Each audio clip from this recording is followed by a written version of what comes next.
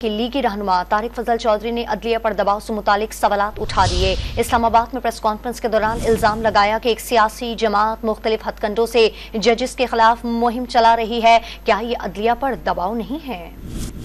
جس سیاسی جماعت کا اور جس گروہ کا میں نے ذکر کیا، اب وہ سپریم کورٹ آف پاکستان اور موجودہ جو اس کیس کے حوالے سے سماعت ہو رہی ہے، اس کے اوپر جو الزامات کی بچھاڑ کی جا رہی ہے، وہ ایک انتہائی افسوسناک اور انتہائی الارمنگ سچویشن ہے۔ کیا عدلیہ کو جو دباؤ ہے، اس کا سامنا صرف کوئی اداروں کی طرف سے جو ایک مبینہ خط لکھا گیا ہے اس کے حوالے سے ہے، یا مخصوص سیاسی جماعتیں سوشل میڈیا کے ذریعے، اپنے بیانات کے ذریعے اور ادروائز الیکٹرانک و پرنٹ میڈیا کے ذریعے جو عدلیہ کے فیصلوں کے اوپر اور عدلیہ کے سوچ کے اوپر جو اثر انداز ہوتی ہیں، کیا وہ پریشر نہیں ہے؟